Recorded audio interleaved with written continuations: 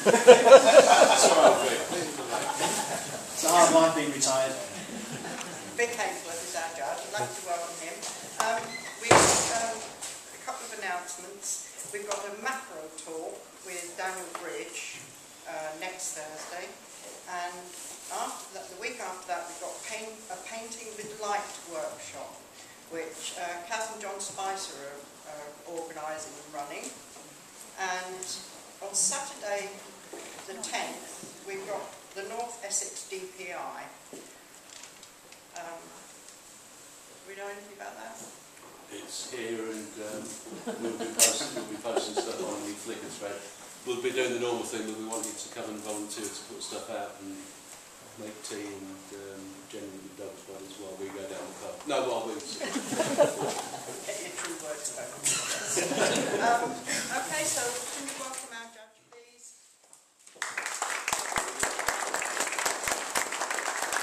Hey everyone, thank you very much for inviting me. It's nice to see some of my old friends from Chelmsford.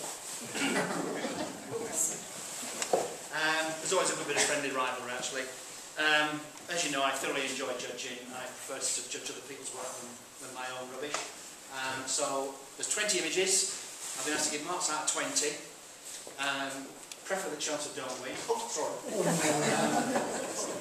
Never said that. Hopefully I've not seen all of them, but if I have, I don't let on. And quite frankly, it's an image, it's up against the other 39 which stayed this evening.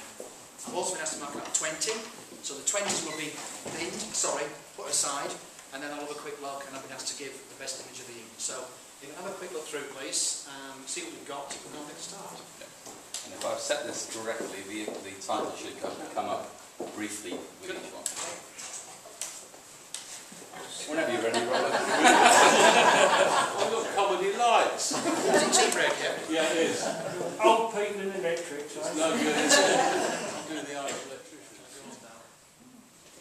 As I expected from these two clubs, there's some cracking work, so I think it's going to be tight. I'm going to have to be a little ruthless and nitpicky, and I don't think there's anything wrong with that. If I mark anything low, I will, however, justify, in my opinion, why it's getting a mark. Because the quality of some of these images tonight need to be practical. So, sorry, I missed all that waffle. I missed the title of the first one. A Study of Embroidery. Thank you.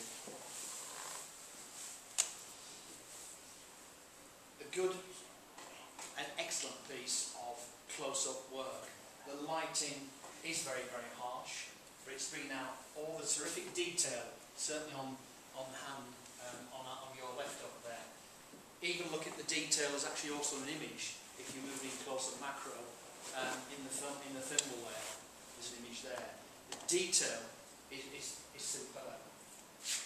All around the needle, the fingers. The background has been handled, the light has been handled well to lose all irrelevant detail out of the way. So we really are concentrating really on that main hand which is doing the sewing, which is the person's right hand.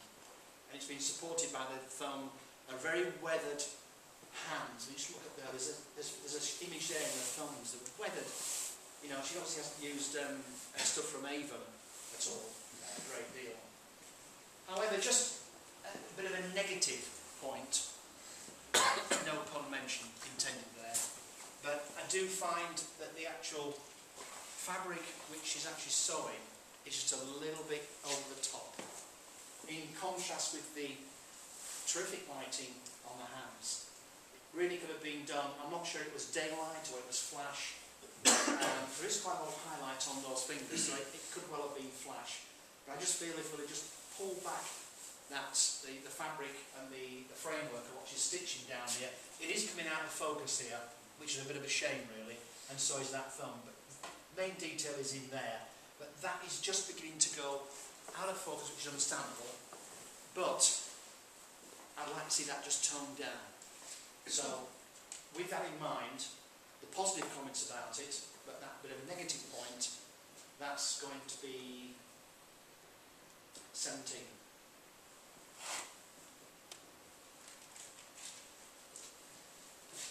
Well, our photographer has managed to get to please the judges. It's in 3. We've got 3 avocets. I did have an image several years ago of a pair of avocets copulating, which did me very, very well in his time. I'm still very, very proud of it, very pleased with it. And I think the photographer here, of course with digital now, you can click away all your life's content and just delete what the images are doing. There's a good story here. There's the rampant one on the right here, sort of sniffing out the crumpet, and the one on the left there, cooking the monkey. He's more interested in feeding. I do enjoy the tone of this. It is very, very high key. I'm not sure actually whether it's been tweaked to fiddle with, I'm not sure. I do enjoy the subtle reflections in the water in the base there. However, the negative part of it, again, we've got something coming in the bottom left-hand side, and obviously some trees or branches coming in the top hand side, which is, in a point, does break it up a little bit. But it just looks a little bit sort of smudgy in there, and there's a little bit in the actual bottom left as well. Now, could that have been got rid of? I certainly think it could have been post-processing. And then I'd like to have seen it probably cropped down to really accentuate what we're looking at. There's an awful lot of top here. We could lose that, really come in. I don't want to lose the reflections. But I think that could have been tightened down much, much tighter and really hone in on those 3 avocets. The quality on the birds is superb. There's detail, not quite sharp. These 2 aren't. That's not too bad over there. And we've got detail on the surface of the water, which is putting it in situ of where they are, they're feeding. So that works. But as with the previous one, there's a little bit of negative about it, and I think a cropping. That's my opinion. 17.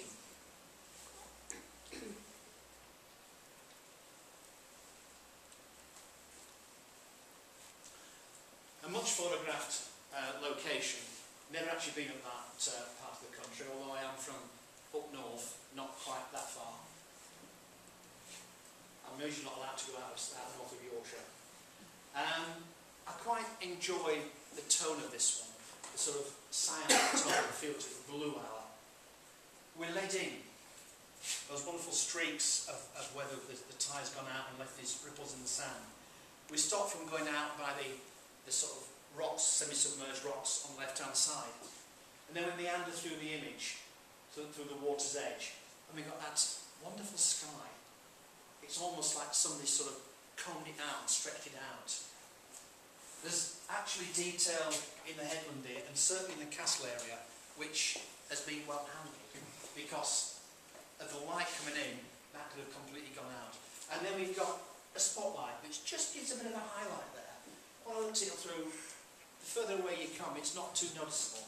But get close in, it's a little bit dominating, but I do enjoy the sky. I think the exposure has been handled exceptionally well. We begin to go out a little bit in the middle there, but that's understandable. Horizon has been placed well. It's all too easy. Many times people stick their horizon bang in the middle, so you've lifted the horizon. I think you could have probably gained a wee bit more actually, seen a little bit more of the base and just a tad less of the sky. Personal opinion. 19.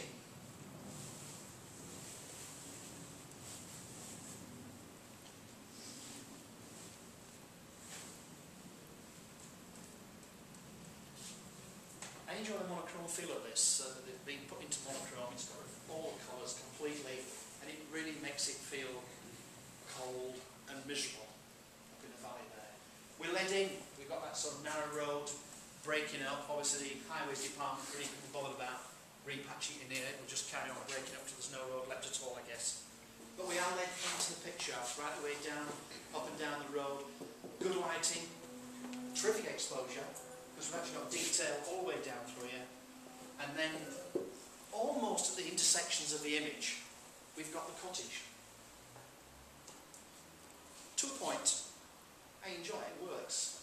Because then beyond the cottage, we can begin to drift up and look at the undulating landscape and this sort of various trees. So I guess there's probably a maybe a January time picture, January, February, before the new growth comes. The photographer here has put a key line round. Now this is sometimes a source of contention in images in PDIs. We didn't do it in slides. When PDIs first came in, we used to get in whacking great borders.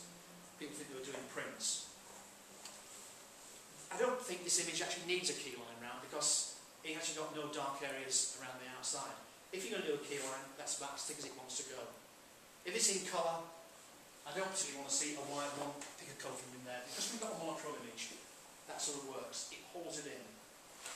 A good amount of detail in the middle distance there. We can see around all the trees, and then we go on there. We've got that lovely lighting. There's obviously, the author was very fortunate in just having a sort of little bit of light drifting across the undulating hills. We've even got a fly in it as well.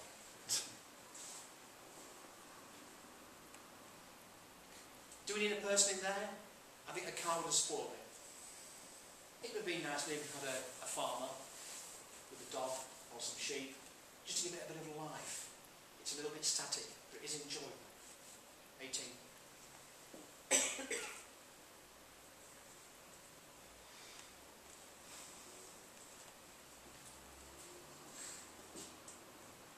Obviously, one of 4 supporters of Braintree Football Club. Braintree have a football club, actually. Yes, I mean, I think the guy there is really sort of enjoying himself. Well, he doesn't look very happy, actually. They're probably losing. But he looks like a stalwart supporter. He's got the scarf on. The lighting is probably on the harsh side, I feel. I am led to look into these wonderful hands. And as with the first image, I'd like to see a bit more detail in there. There's a lot of light coming in from that left-hand side. His face, again, is a little bit overexposed for my liking. Now, is it possible, a little bit of post-processing, we could have held him in colour and taken the other people in the background into monochrome? I think that way, I'm beginning to keep going backwards to this guy who's sticking his nose out the edge of the picture, and there's a couple of guys on the left there. They're totally out of focus, so the depth of field has been used well, and that's good. But then we've got a corrugated background, which is a little bit sort of naff really, you know. I mean, if there's a few more supporters there, it'd be covered in.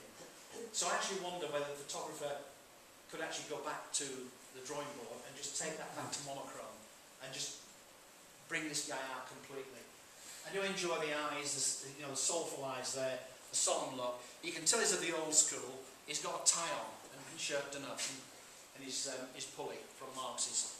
So he's one of the old school. I mean, we don't often wear ties now.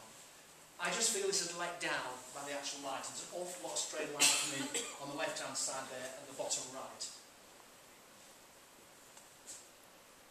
I feel a bit of post-processing could have helped this image. Just bring it down a wee bit.